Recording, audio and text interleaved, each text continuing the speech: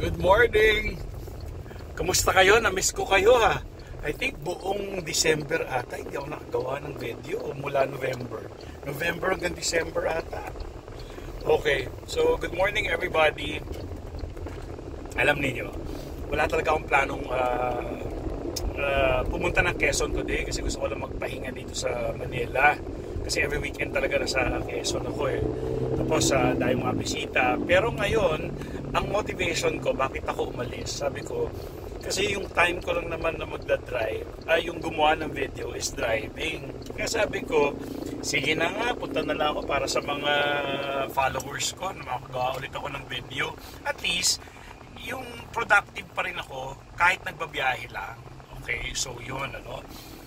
Maraming salamat sa mga nagpa-follow sa akin, yung mga first-timers. I would suggest that mapanood ninyo muna mga videos mula video 1 hanggang sa kasalukuyan, yung current, no? Kasi hindi masasagot sa isang video ang karamihan ng inyong katanungan, okay? So kailangan po talaga makumpleto ang kaalaman ninyo. Kapag maalam kayo, nababawasan yung takot. Okay? Paano ibig sabihin nun? Halimbawa, yung kinukwento ko dati, nakarinig siya ng batang umiiyak sa Palayan, no? Isang buong probinsya, talagang hindi sila dumadaan doon kasi may mga tao na totoo naman sa kanila. Totoo talaga naman sa kanila, nakarinig sila ng bata, no? So, wala silang kaalaman. Okay? So, dahil wala silang kaalaman, ang pinagsabi nila doon sa bayan, sa lugar na yon, ay may tiyanak. Kaya nangyayari, umiikot pa yung mga tao, yung mga kabataan, pinapalayo pa nila yung kanilang biyahe o yung kanilang paglalakad para makaiwas sa lugar na yon. Turns out na yung tiyanak na yon ay palaka lang. Okay? Sabi ko nga, ito yung pinakamagandang example, lalo na sa mga first timer, no? Na kung hindi mo alam, talaga matatakot ka. Okay? So ano ibig sabihin nun? Kung wala kang alam sa anxiety disorder, matatakot ka talaga. Bawat simptomas ng katawan mo, yung hirap mo sa paghinga, yung pagkabog ng dibdib, yung mabilis na takbo ng isip, nakala mo mababaliw ka na, paninigas ng muscle mo, at kung ano-ano pa, panlalamig mo, paghihilo, panlalabo ng mata, at napakarami pang simptomas na paiba-iba, no? Ngayon, problema mo, may depersonalization ka. Sa next week, derealization naman. So, iba-iba, no? Pero bottom line, lahat yan ay sakop ng anxiety symptoms or disorder, no? Disorder kapag paulit-ulit na, no? Preoccupied ka na, okay? Yung mga minsanan, may mga tao na kaya nilang i-brush off, ibig sabihin, kaya nilang palagpasin. Pero alam niyo, minalala ko, hindi ko pa pala kompleto yung start ko. Hi, my name is Jeremy. I'm not a doctor. I'm not a health professional. I talk about anxiety disorder based on my psychology background and my cognitive behavior therapy certificate from CBT Australia. Huwag niyo pong gamitin ang video na ito for your diagnosis. Importante na kayo ay ma-diagnose ng talagang doktor o kahit anong doktor. Pero kung sa tingin niyo parang nervyos yan, better yet, diretso na lang kayo sa psychiatrist para makatipid kayo. Okay? Kasi si psychiatrist, ang gagawin rin naman niya, ipapa-rule out niya muna lahat ng mga maaring kapareho, no? Ng mga simptomas mo sa totoong sakit. Halimbawa, kung talagang may sakit ka sa puso, baka talagang nahihirapan ka huminga. Hindi niya basta-basta sasabihin na ikaw ay may anxiety lang. Gagawin ng psychiatrist, sige nga, gusto ko muna pa-check yung puso mo. Ayan. Pag na-check na yung puso mo, and then, and everything and all, kung ano-ano pang mga correlation na tinatawag sa katawan, si psychiatrist mag-decide, okay, wala kang sakit sa puso, maganda yung ano mo, etc. Talagang anxiety lang yan. So, ganun lang. So, I would suggest kung nagdududa kayo na talagang anxiety yan or depression or any mental condition, halimbawa, yung mga depersonalization, yung mga, halimbawa, nakakarinig kayo ng mga kung ano-ano na wala naman talaga, okay? Although hindi nyo alam yun kasi nga narinig nyo eh. Ganito hindi pwedeng parang may narinig ako. Hindi po ganun. Hindi siya ganun. Kung ganun lang yung tingin niyo, parang may narinig ako. Hindi po yun mental condition. Tatanga-tanga lang tayo, okay? Ang totoong may problema, no? Kunyari, meron kang psychotic, no? May mga mga psychotic episode. Ibig sabihin yung psychosis na yun, or symptoms, psychotic symptoms, ibig sabihin nawawala ka na sa realidad. Yun yung nakakakita, nakakaamoy, parang nakakaamoy siya ng imbornal, wala namang imbornal talaga. Nakakita, amoy, nakakaramdam, yung senses, no? Nakakarinig, ano pa, mata, yung amoy, panlasa, no? Nakakapanlasa ka, parang lasang bulok na isda to, ganyan. Hindi naman. So, ito ay may mga hallucinations, delusions na tinatawag. Okay. Ngayon, kunyari sa'yo mo, ay parang may nakita akong dumaan. Hindi po ganun. Ha? Hindi ganun yon. Kailangan talaga nakikita mo siya. Sobrang totoo siya, sobrang totoo yung narinig mo, sobrang totoong nakita mo, may tao talagang kausap. Kaya may nakita kayo, may mga taong may kausap siya, pero wala naman talaga. Ganun dapat. Hindi parang may nakita ako, ay hindi po lulusot yun. Kailangan talaga meron kang kilala, may nakikita mo talaga yung tao na yun. Kunyari, nandito tayo sa kwarto. May talagang, ito, pakilala ko sa iyo si Jeremy. Tapos sabi nung kausap mo, wala naman si Jeremy dapat ganun. Hindi yung tipong, parang si Jeremy kanina parang nandyan Hindi pwedeng ganun. Kailangan talaga nakikita mo. Kailangan totoong-totoo sa'yo. Dapat ganun. Hindi pwedeng pagtataguan ka nung hallucination mo. Hindi ganun sa kakalaruhin lang natin. May mga delusional naman. Halimbawa, kapag ang paniniwala mo na, halimbawa, ikaw ay Diyos, ikaw ay tagapagligtas, kinukuha ka ng pamilya mo, meron silang conspiracy, no? Yung pamilya mo parang gusto kong hulihin, o kaya yung mga yung gobyerno na gusto kong ipakulong. Kapag ganun na po yung takbo ng isip natin, takbo na po tayo sa psychiatrist. Okay naman mataranta kasi maayos naman yun. Okay? Maayos po yun. Huwag pong matakot dahil dun. Talagang maaring nagka-problema tayo sa utak natin, maaring galing siya sa sakit mismo, na aksidente yung utak mo at may lumuwag doon, no, na mga parte ng brain mo, kaya di ba? Kaya nga ang stroke, hindi mo magalaw yung kalahating katawan mo kasi namatay yung parte ng brain na yun, no, hindi napasukan. Kaya may epekto siya, no, sa katawan mo at ganun din sa pag-iisip. Okay? Pero wag agad mag-aalala kasi naayos ho yun. Naayos ho yun. Hindi ko kayo mamamatay doon. Okay? Naayos ho yun. Marami hong ganung tao na maaga pa lang, alam na nila na sila ay bipolar, alam nila sila ay schizophrenic, no? Sila ay may schizophrenia, na ma-manage nila yun. Okay? So, kailangan lang po ng gamot. So, yun. So, any doctors, kung sa tingin ninyo meron kayong ganung klaseng mga nararamdaman, sige, punta na lang kayo sa psychiatrist. Okay, para mas makatipid kayo. Kasi mangyari niya, kung pupunta lang kayo sa general doctor, ganun din gagawin niya. O sige nga, patest ka, puso na reklamo mo, sige, stress test ka dyan, do the echo ka dyan, etc. Yun yung gagawin din niya. Tapos pag nakita niya, walang problema to, punta ka na sa psychiatrist, ganun din naman ang gagawin. Samantalang kung sa psychiatrist ka, ganun din naman ang gagawin niya. Papacheck niya sa'yo, papacheck ka niya, pero at least nandun ka na sa psychiatrist. Kumbaga nabawasan ka ng isang bayad. Okay? Tama ba? O tama. Kasi una, may doktor na hindi psychiatrist. Papupuntahin ka rin naman niya sa psychiatrist. Pero kung pareho rin naman silang kukuha ng test mo. So, ganun talaga. Yung mga simpleng thyroid, nakaka-nervous yan. Ano? Kaya dapat maayos. So, okay. Ito, meron akong follower ngayon. Halos every week kami nag-uusap.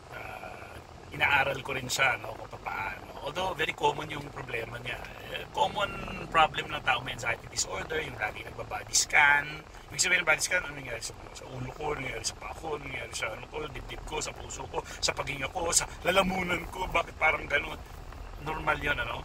So, ang paliwanag ko sa kanya, kung bakit, kasi healthy naman daw siya, sabi ng doktor niya, 2D echo pa nga. Lahat, CEG, madalas, CEG, ECG. Okay? So, pabalik-balik, no? Halos weekly ginagawa niya. Sayang pera, sayang pagod, sayang oras. So, ano ba dapat gawin sa mga ganung tao? Sabi pa nga niya, ayoko ng gamot kasi takot ako minom ng gamot. Okay, discuss ko na rin yung gamot na yan. Ano? Kapag yung mga taong kaka-attack lang, no? first timer or talagang prone sa anxiety. May mga ganun kasing personality eh. Pinanganak tayong matamos ilong, pinanganak tayong matangkad, pinanganak tayong pandak, pinanganak tayong chubby, pinanganak tayong payat, no?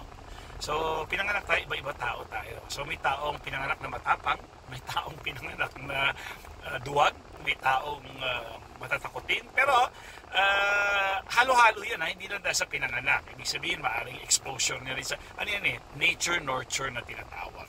So, nasa genes mo, maaring ang magulang mo ay may talagang mental condition din, namamana po yan. Okay, namamana. Pero, hindi 100%. Okay? Hindi 100%. Halimbawa, sa kambal. Sa kambal, 50%. Maaring magkaroon siya. Maaring hindi. So, 50%, kalahati. No? So, hindi porket may pamilya ninyo. Pero most likely, may porsyento na maaring meron din kayo. So that is nature. Pag nurture naman, lumaki kayo sa isang toxic na environment. Yung mga ginagawa nyo sa mga bata, huling ka ng pulis, may aswang dyan. Naku, pag lumaki ang mga yan, anxiety yan. Okay? Yan yung mga, biruin mo, tinitrigger nyo na yung kanilang fear, no? Tapos yun. So ano rin siya, naaaral din yung reaction ng mga tao. Kung ikaw ay madaling matakot, so yung anak mo nakikita ka, gaganon din siya. So natututunan niya yun. No? Natututunan nila na ganun mag-reaction. Kaya pansinin niyo, may mga kamag-anak tayo na pareho silang tawa. Pamilya sila, pareho silang tawa. Kasi nahawa yung natututunan din yun yung mga ganung reaction. Kami sa bahay, papansin ko, pareho mga tawa namin. Anyways. So, ganun punta sa doctor. So sabi ko, ang ginagawa niya, lagi siyang, nahuli ko na siya ngayon eh. Actually, hindi ko pa siya message sa kanina. Madalas siya mag-message sa akin.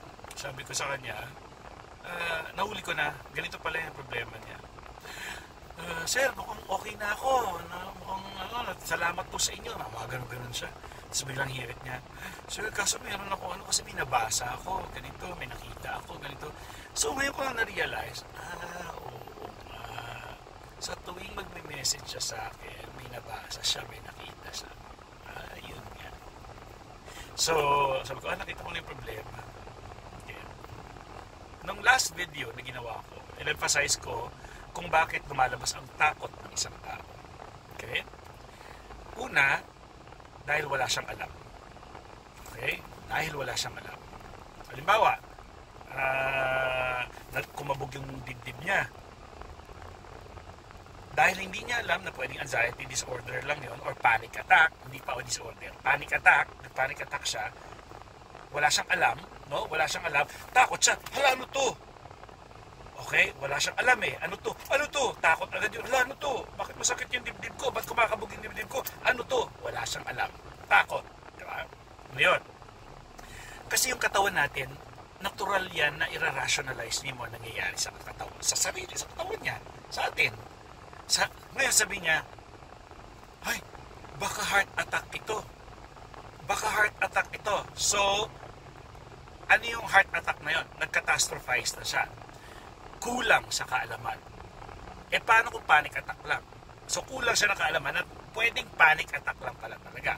Pero mabuti na rin na kung first time na yung dibdib nyo ay masakit, nahirapan kayo nga, talagang kailangan nyo muna pumunta ng ER. No? Paano kung heart attack nga? So, ayan nyo ang doktor na magsasabi sa inyo kung yun nga ay heart attack. Pero ganito kung halimbawa healthy naman kayo at bata pa kayo at wala kayong history at all ng sakit sa puso kung bata pa kayo, most likely, anxiety yan or panic attack. Hindi yan, again, sabi ko tandaan niyo, kung hindi naman kayo, kung healthy kayo nung bata, wala naman nakita yung doktor sa inyo na may problema kayo sa puso nung bata pa kayo. At kung bata pa kayo ngayon, like in your 20s, ganun, hindi po yan heart attack. Nangyayari ang heart attack sa matatanda, sa may mga diabetes, sa hindi maganda yung lifestyle, sigarilyo, inom, no? Yung binubugbog talaga nila yung sarili nila. Kung hindi ka naman ganun, no? Again, wala kang history ng sakit sa puso, then I don't think na heart attack yan. Okay? Kung ganung edad mo pero at nagpa-check up ka naman, lagi ka nag-ECG, ayos ka naman, I don't think na heart attack siya. Pero kunyari may edad-edad ka na, mga 50 plus ka na, first time nangyari, ay ER muna tayo. Huwag nyo lang hayaan na ma-realize yun na ay heart attack, ay anxiety lang pala yun. No? So, pero kunyari, weekly mo ginagawa, hindi na de-develop ang sakit ng ilang araw lang. Kunyari, puso, may sakit ka. Kahapon, nagpa-ECG ka, normal. Ngayon, may ano ka na kaagad. Tapos hindi lang yan, galing ka pa sa 2D echo. Hindi siya na-develop ang sakit, no? Ang cholesterol, for example, yung sinasabi nila na, ay, kumain ka ng mataas sa cholesterol, ako, atakihin ka niyan. Hindi po. Well, pwede yun. Kung naabot mo na yung level na yun, yung cholesterol na yun. Ibig sabihin, hindi i-epekto yung kinain mong lechon ngayong araw na to sa iyong cholesterol agad-agad na ikamamatay mo. Ibig sabihin, paano ba? Compounding. Ano ba paano ba explain sa inyo yun? Ibig sabihin, nung nag-heart attack yung tao na yun, talagang may problema na siya. Ibig sabihin, matindi na talaga yung cholesterol niya and all. Tapos nung kumain siya ng lechon na yun, kumbaga umabot sa 100% na. Yun, maaring ganon. Pero, yung epekto, kunyari, normal ka lang naman, normal cholesterol mo, kumain ka ngayon, hindi agad, magkakaroon siya ng, well, kunyari, may 1 point ka ng cholesterol, pero hindi siya 100% agad. Ibig sabihin yung katawan natin, kaya pa i-burn yun, depende sa ginagawa mo, kung nag-exercise ka ba, and all, no? Hindi porket kumain ka na lechon, tataas na agad yung cholesterol mo, matay ka. Hindi po ganon, ano? Ang cholesterol build up siya eh. Kailangan parang lifestyle mo muna yun. No? Naintindihan nyo ba? Okay, sige. Ngayon nagkataon ng araw na yun, nag-heart attack siya dahil kumain siya ng lechon. Talagang matagal na siyang may problema sa cholesterol niya. Hindi lang dun sa araw na yun. Gets nyo? Yun ang ibig ko sabihin. Namatay siya dun sa araw na yun, kumain siya ng lechon. Hindi dahil sa araw lang na cholesterol yun, na lechon. Ibig sabihin, napakatagal niya nang may problema talaga sa kanyang katawan, sa kanyang kolesterol. Kaya siya namatay. Naintindihan niyo? Ganun ang kaya hindi mo pwedeng kahapon, ang ganda ng kolesterol mo. Ngayon, sasabihin mo, ang taas ng kolesterol mo. Hindi po ganun. Ha? Gaya ng fasting blood sugar, FBS, no? Merong dalawang test yan ng sugar. May fasting, isa hindi. Yung sa fasting na yon, ay yung sa hindi, ano yun, nami-measure niya yung 3 months, no? Na kinahain mo. Kumbaga, malalaman niya kung diabetic ka talaga o hindi. Base doon sa 3 months. Pero ipapantay din yun doon sa isang test. No? Yung, anong test yun? May one something. Hindi ko na maisip kasi hindi naman yung topic ko. Anyways, so dalawa yun. Pag nakita niya yung isa mataas, yung fasting, tapos nakita niya pa yung pang 3 months na tinest niya para yung mataas, doon magde-decide yung doktor. Pero kunyari, halimbawa, yung isa, yung 3 months, hindi naman diabetic yung result. Yung isa mataas lang. Baka kumain lang siya ng something na matamis or carbs, no, na nag-convert sa sugar. Kaya, hindi agad masasabi na diabetic yung tao na yun. Ayun pala, gusto ko mapunta to dito. No?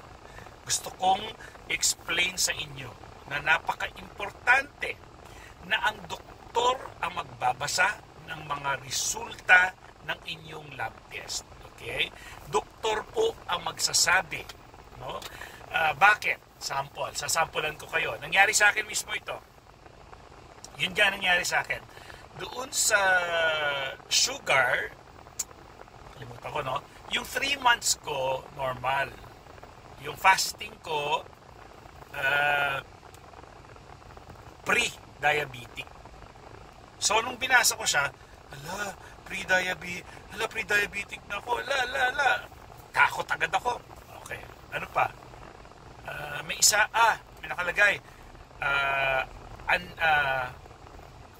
Basta something like anemia siya eh. Parang, kalimutan ko na kung ano yung exact word. Parang sabi ko, may anemia ako. Paano nangyari yun? Ganyan ako. Anemia. Ganyan. Ito ngayon. Siguro mga 3 days. Kasi yung schedule ko sa doctor after 3 days. Binasa ko lang sa sarili ko eh. Nagmamagaling ako, hindi ba ako doktor. Pagpunta ko doon. Dok, ano to? Pre-diabetic na ako? Hindi. Nakalagay dyan, ganyan, yung score. Hindi, pinaliwanag niya sa akin, ganito yan. Yun kung paano ko pinaliwanag sa inyo kanina. Okay. So, hindi ako pre-diabetic pa? Hindi. Okay? Ano ito, anemia niya. Ano anemia? Siyempre, nag-search ako sa Google eh. Kaya pala, napaka-normal. Wala akong ka-anemia. Sabi niya, ang ganda ng test mo. Perfect. Lahat. Uric, hematology. Hematology? Tama. Dugo. Lahat. Cholesterol, mga bad cholesterol, good cholesterol. Sabi niya, taas mo lang ang konti good cholesterol mo. Pero maganda. Perfect. Bruy mo, dahil tatanga-tanga ako, nagmagaling ako, kaya ko basahin, maniniwala agad ako dun sa sinabi dun sa test na nakalagay. Di natakot ako. Pero nung doktor na nagbasa, sabi, pinagsasabi mo. So, mali ako. So, ibig sabihin, kahit nakasulat pa doon na yung test na, kasi tinignan ko yung score eh. 5, ganito na. Diabetic na ako, base kay Google. Sabi niya, hindi. Kita mo, nasayang yung takot ko kasi nag-assume na ako na ang layo-layo dun sa kinakatakutan ko na hindi naman pala. So ganito po, kapag may test, hindi kayo ang magbabasa, kundi ang doktor. Naintindihan po yun. Sana klaro, no? Sana klaro-klaro. Bago ako bumalik dun sa feeling ko, hindi ako matatapos dito agad. Kasi feeling ko, yung isasuggest ko na anong gagawin nyo, nahuli ko sa problema. Pero sige, pwede ko lang ituloy yun. Ito na. Nahuli ko na tuwing nagtitext siya sa akin, ang rason na kinakatakutan niya ay may nakita siya, may nabasa siya. Malamang kasama pa sa mga group yan na may mga anxiety. Yan yung sinasabi ko eh. Delikado yung mga pinagsasalihan nyo ng mga anxiety group. Bakit? Kasi yung dating wala ka namang sakit, narinig mo dun sa kausap mo na tatanga-tanga rin, na gumawa rin dyan sa sarili niya mundo, at ininterpret niya sa sarili niya, gaya nung ginawa ko sa sarili ko, na pre-diabetic na ako, na hindi naman pala totoo according to science. No?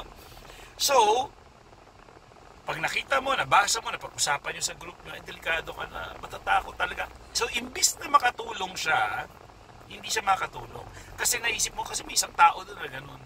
So, gaya mo, natatanga-tanga ka rin, na gaya ko, natatanga-tanga rin ako, nakala ko pre-diabetic ako, hindi pala. O, anong gagawin natin ngayon? Una, hindi ako doktor. At hindi lahat ng nararamdaman ko, ito pa maganda. Feeling ko mataas talaga BP ko. Feeling ko mataas ang BP ko. Sakit man dito ko matagal na to. Feeling ko sakit talaga. Tapos grabe yung anxiety ko. Siguro feeling ko talaga mataas BP ko. Ganyan. Punta ako sa clinic. Wala pang 120. Wala pang 120, 80. Wala pa. Sabi pa ng doktor, kasi tingnan natin sa kanan mo. Oh, mas mababa pa yung sa kanan mo. Grabe yung nervous ko Feeling ko mataas BP ko. Bakit normal? So, grabe yung pakiramdam, pero base dun sa stethoscope at sa doktor, ginanong-ganon pa ako, binilang pa talagang kompleto. Pinakinggan pa yung kabog ng dibdib ko. Sabi niya, yung count mo, 70 plus lang. So, ibig sabihin, yun yung gusto ko sabihin sa inyo. Hindi porket nararamdaman ninyo ay totoo. Okay? Konting pakiramdam lang, nagkatastrophize na agad yung utak mo. Gaya ng ginawa ko, wala pa, baka taas ng BP ko malamang. Ano ngayon kung mataas din ang BP mo? Hindi porket mataas ang BP, masama. No? Sa araw-araw, kasi araw-araw, nagpa-fluctuate ang BP. Okay? Ang doktor lang ang magsasabi sa inyo kung masama ang BP ninyo. Okay? Pero halimbawa, may doktor nagsabi sa akin, ako sir, ang BP natin, habang tumataas yung araw, sumusunod din siya. So, ibig sabihin, normal lang yon na tanghali tapat mataas BP mo. Bakit? Kasi maaring napakainit na nung panahon, lalo na kung ikaw ay magsasaka, mainit na.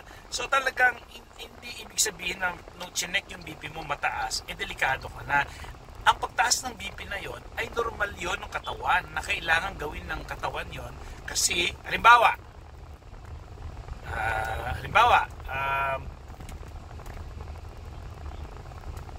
magpe-present ako. Kunyari, question and answer. Kunyari, tatanungin ako, So, yung BP ko tataas kasi yung brain ko at maapektuhan yung utak ko kasi kailangan mag-supply ng dugo sa brain ko para makapag-isip siya ng maayos at makasagot ako ng maayos. Gets nyo? So, yung dugo, kailangan, halimbawa, bagong kain ka, mataas ang BP mo kasi yung dugo mo lalakas para i-digest niya yung food. Naintindihan niyo? So, hindi pwedeng magpa-BP kapag bagong kain, hindi pwedeng magpa-BP kung kaakyat mo lang na hagdan, hindi pwedeng mag-BP kung kakaaway mo lang kasi yung utak mo nagpa-fight, flight, freeze. Fight, lalaban ka, nakipag-away ka sa mister mo o sa misis mo. Yung brain mo, yung dugo mo, medyo mataas yan kasi kailangan ng utak mo yung dugo para makipag-away ka na, ganito ginawa mo, ganito. So, kailangan yung dugo. Naintindihan ninyo? So, kung bakit? So, kailan siya delikado? Kapag habang nagpapahinga ka, relax ka lang naman, pero taas na BP mo, at dapat check mo yung BP mo for a week para makita ng doktor na talaga mataas BP nito. Sige, test natin, try naman natin ang ECG natin yan. ECG natin yan. Kung medyo pa rin ako, duda pa rin ako. Sige, 2D echo o stress test natin yan. So, doon ka mag-next level. Okay? So, ano may kinakwento ko? Ayun na nga, babalik muna tayo ng konti, atras tayo ng konti. No? So yung mga taong lumalabas ang takot ay walang kaalaman, kulang ang kaalaman, gaya ng kanina, sabi niya, heart attack to. Kulang kaalaman niya kasi hindi niya naisip na maaring panic attack lang yon, na normal na nangyayari sa tao. In fact, sa tao, based on statistics, 1-2 ang bawat tao magkakaroon nun sa kanyang buong buhay. Yung iba nga lang nagde-develop ng disorder. Okay? Yung iba kahit na kanina ninervous ako, kung bakit? Ganun lang. Okay? Pangatlo, okay? Walang kaalaman, kulang sa kaalaman. Pangatlo, mali ang kaalaman. Mali ang kaalaman. Okay? Bakit mali ang kaalaman? Mali ang kaalaman niya kasi ano daw yung sabi? Ito sabi niya mismo. May arrhythmia, no? Yung pagtibok ng puso abnormal, namatay daw. Ako nga, meron ako arrhythmia. So, sabi ko, okay, no? So, kapag may abnormal heartbeat, takot siya sa ano niya, sa skipping beat ng heart niya. Takot siya. Talagang pwede mangyari yun, no? Sa anxiety. At alam niyo bang normal din na nagsiskip ang heart natin? Okay? Hindi siya dapat daily. Pero from time to time, dahil sa anxiety mo, or sa kulang ka sa tubig, or whatever reason, no? Na ang pinag-usapan natin, normal yung puso mo dito, ha? Hindi ka may sakit, ha? Na nagsiskip talaga yung heart natin from time to time. Ganun talaga siya. Hindi mo na siya pwedeng questionin. Gusto niyang ganun gawin, eh. Anong pakialam mo? Puso niya yun. Puso siya. So, ganun, ano? So, ano yung, so, walang kaalaman, kulang sa kaalaman, mali ang kaalaman. So, mali ang kaalaman niya kasi inisip niya. So, sabi ko, kilala mo ba yung taong yon? Sa tingin mo, sa millions ng tao na nagsiskip yung kanilang heart, ilan ang namatay doon? Hindi ko alam, sir. So, dahil may isang tao na nabasa mo at napanood mo, naging totoo na yon sa buong mundo na bawat pag mag-skip yung heart, mamatay. So, anong problema doon? Mali ang kaalaman. Tatakot ka talaga. Okay? And last is, hindi nag-iisip. Hindi nag-iisip. Dapat nag-iisip tayo, no? Hindi porket nakita, nabasa, lalo na ang mga news. No? Meron ako nakita na ang kape daw, pag uminom ka ng kape, 50% nawawala ang oxygen sa brain mo or binablock niya. Pinakita yon sa one side lang siya. But in reality, yung kabuuan ng storya na yon, hindi pala buo na tama yon. So, ibig sabihin, healthy pa rin uminom ng kape. Ang problema lang, yung ipinalabas nung tatanga-tangang mga tao na gusto mag-deceive ng mga tao, nakakatakot na version. Okay? Ito na lang sabihin ko sa inyo. Alam nyo ba na yung mga simpleng paracetamol ninyo, no, sa mga over-the-counter, kung titingnan ninyo yung mga side effects, nakakatakot. So, anong gagawin natin? Lahat ng mapapanood, makikita, paniniwalaan natin? Okay, so ngayon, Sana makita niya itong video na to. Nakita ko na yung problema mo. Ang problema mo, nanonood ka, nagbabasa ka ng mga kinakatakutan mo, na ang katotohanan, kung titingnan natin ang buhay mo, ilang beses ka na nagpabalik-balik, no, sa ospital, pero bakit hindi ka nakikitaan ng sakit? Okay, so anong punto? So, yung nabasa mo at napanood mo, hindi naman nangyari sa'yo, paano na ngayon naging totoo yung napanood at nabasa mo?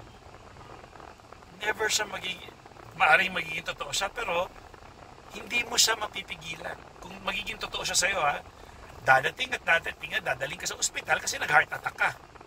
Hindi yan something na pipigilan mo siya ngayon. Kasi of course, yung lifestyle mo, yung heart attack mo, syempre.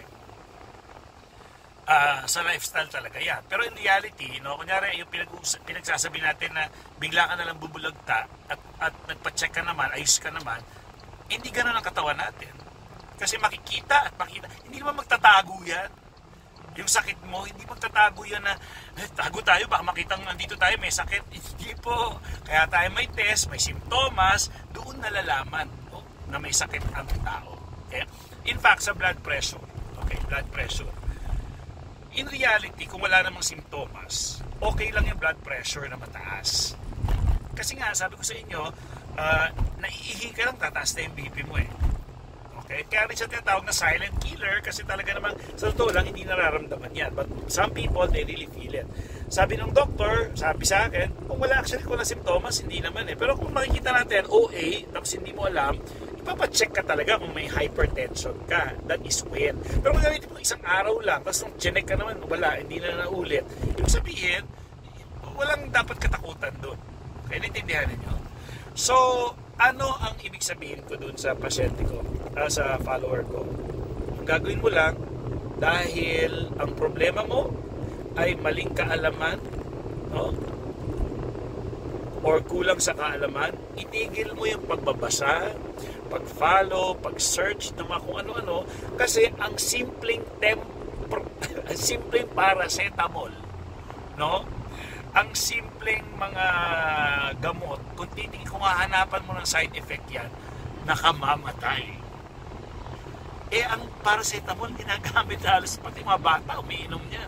So ibig sabihin, wag tayo tatanga-tanga, no? Hindi ikaw, I mean in general, no?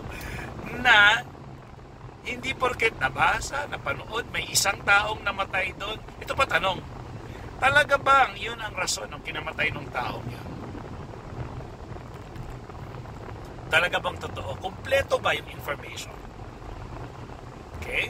So, yun na muna kasi nag-33 minutes na. Maraming salamat. I hope nakatulong itong video na to. Siguro gagawa ako ng target ko 4 na videos ngayong weekend.